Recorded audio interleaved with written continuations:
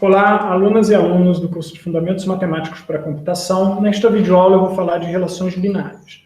Vou começar estabelecendo o conceito de relações binárias para em seguida apresentar as propriedades de relações e introduzir os conceitos de fecho de uma relação, ordem parcial e relações de equivalência. Bom, uma relação binária, então se a gente considerar esse domínio aqui dado por esses pares ordenados, uma relação binária vai estabelecer uma propriedade entre alguns desses elementos, como por exemplo aqui x menor que y. Então nós temos que a relação ρ é representada por x menor que y e define um subconjunto dentro desse domínio. Bom, dessa forma, nesse subconjunto nós passamos a identificar aqueles que atendem à propriedade ρ, da relação ρ, que nesse caso seria um 2, um 3, um 4, e aí a própria relação ela é definida como um subconjunto formado por esses elementos que satisfazem a propriedade x menor que y. Bom, dessa forma, eu posso ter uma relação estabelecida como aqui, através de uma propriedade matemática, x mais y é ímpar, e aí eu verifico que os pares 1, 2 e 2, 1 atendem para esse domínio, e eu posso ter estabelecida desse jeito, eu simplesmente acho que eu estabeleço uma relação que contém esses dois pontos por algum motivo, e nesse contexto, 1, 2, esse par ordenado não pertence à relação.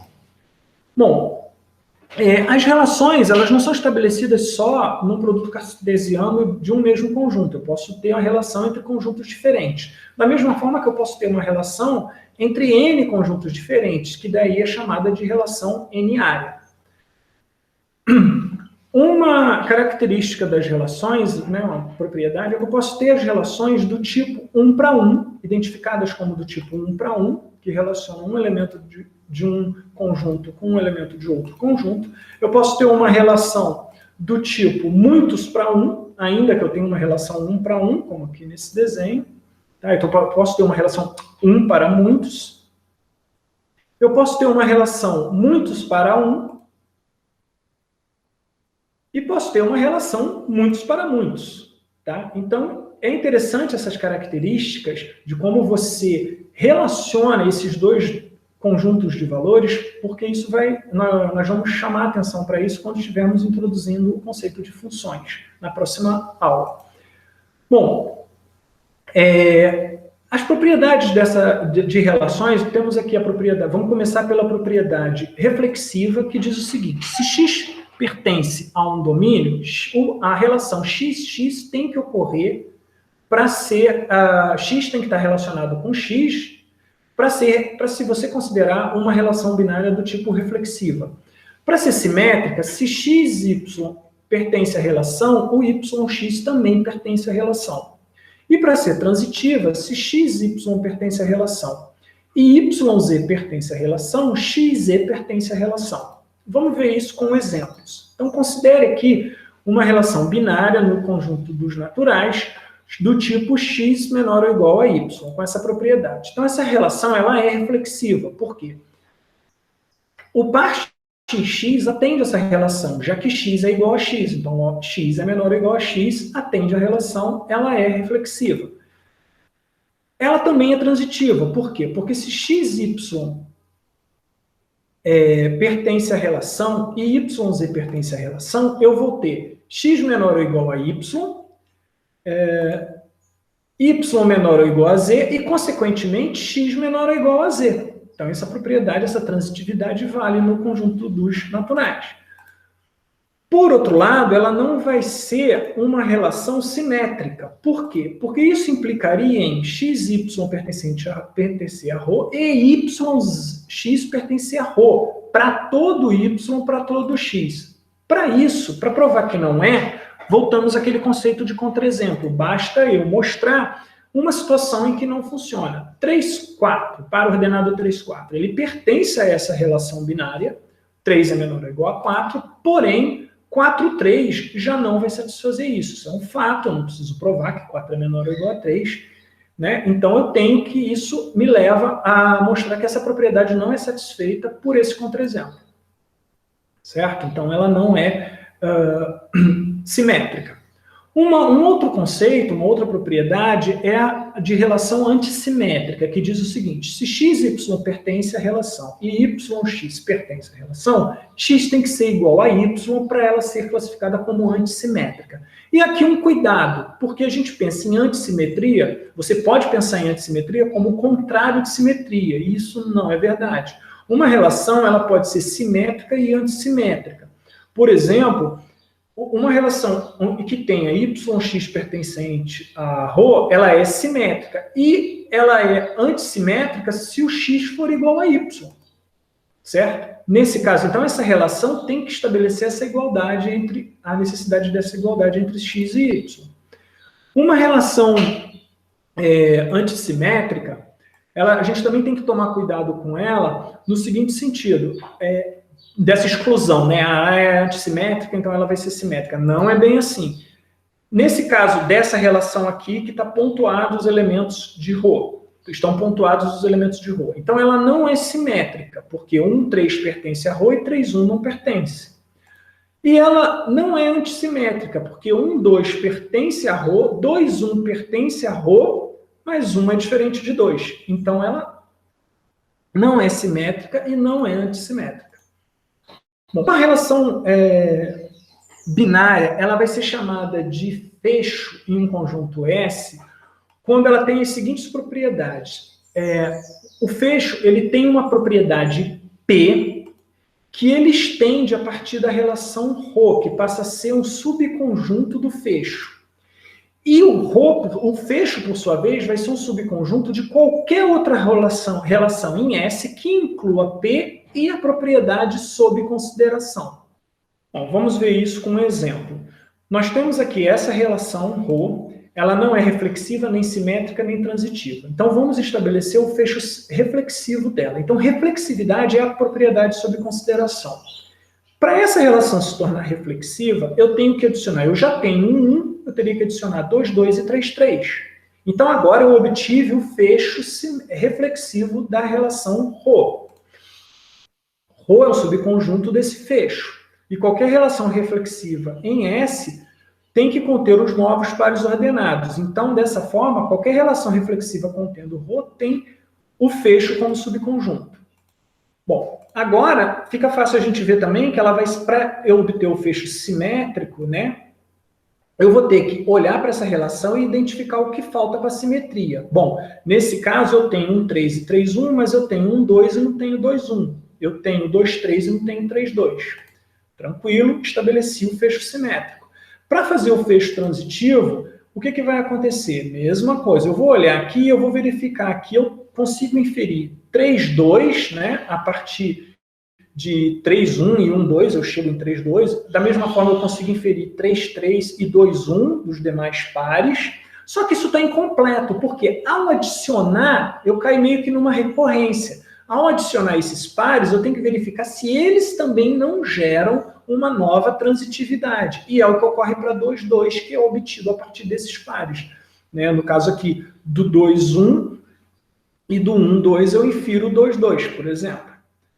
Bom, dessa forma, passamos agora para o conceito de ordem parcial. Então, uma relação binária em conjunto S que seja reflexiva, antissimétrica e transitiva é chamada de uma ordem parcial em S.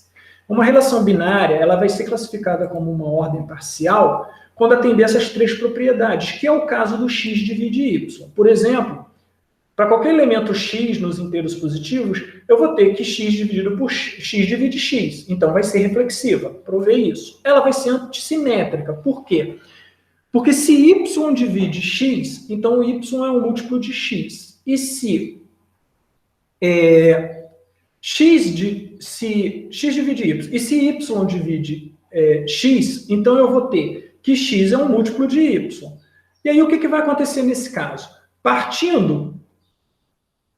Supondo, então, essa hipótese de que o y divide o x, ou seja, ele é um múltiplo de x, como x também é um múltiplo de y, eu tenho que y é um múltiplo dele mesmo. Isso só vai ocorrer se b e a forem igual a 1 nesse domínio. O que significa que a sendo 1, eu tenho y igual a x. Está provado. A transitividade, a mesma coisa. Se o x divide y, então o y é um múltiplo de x, e se o y divide z, o z é um múltiplo de y. Usando essas informações, eu tenho que o z ele é escrito como y vezes b, que por sua vez vai ser x vezes a, já que o y é um múltiplo de x, o que me leva a z ser descrito como x vezes 1 inteiro. E aí, consequentemente, o x divide z. Bom, nesse caso, a ordem parcial, para ilustrar esse ordenamento parcial, eu tenho aqui a ordem parcial estabelecida, a relação que é uma ordem parcial com todos os pares envolvidos, né? E aí, algumas características interessantes. Se nós tivermos que x, né, obedece essa propriedade de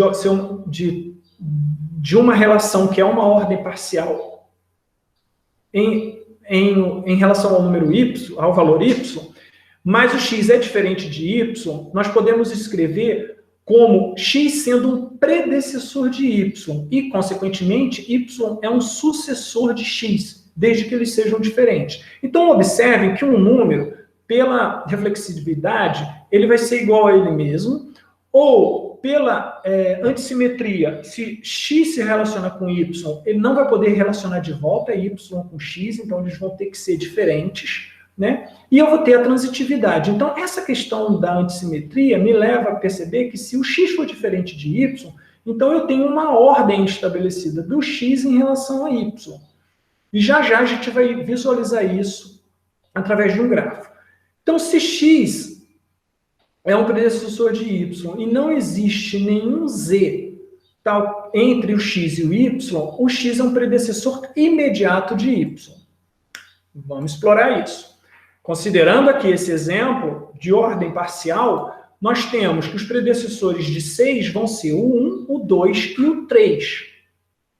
Onde, nesse caso, o predecessor imediato de 6 vai ser o 2 e o 3. O 1 não vai ser porque tem o 2 entre eles, ou o 3, certo? Nessa relação. Isso fica muito mais simples de visualizar através do diagrama de Haase, que é composto pelos elementos e as relações entre eles. Então, o 1 se relaciona com 2 e com 3. Divide o 2 e divide o 3. O 2 e o 3 dividem o 6. O 6 divide o 12 e o 18. E, consequentemente, pela reflexividade, o 1 divide ele mesmo, o 2 divide ele mesmo e assim por diante. Pela transitividade, se o 1 divide 3 e 3 divide 6, o 1 divide o 6, certo? Então, nós temos, e a antissimetria está estabelecida aqui, a gente vê que não tem a relação 3 levando para 1, certo? Então, é daqui para cá. Nesse caso, então, nós temos uma representação visual, de onde você consegue inferir todas as relações dessa relação binária, que é uma ordem parcial, que estabelece uma ordem parcial. Nessa relação x menor ou igual a y, verifiquem que ela é o que se chama de uma ordenação total. Por quê? Você vai ter simplesmente predecessores e sucessores ligados através dessa relação de menor ou igual, o que é bastante intuitivo. Bom, então, isso tudo, numa ordem, voltando agora para o diagrama aqui, nós vamos identificar os elementos maximais e elementos minimais. O que seriam, e o elemento máximo, né? Os elementos maximais, eles não têm nenhum nenhum sucessor, tá?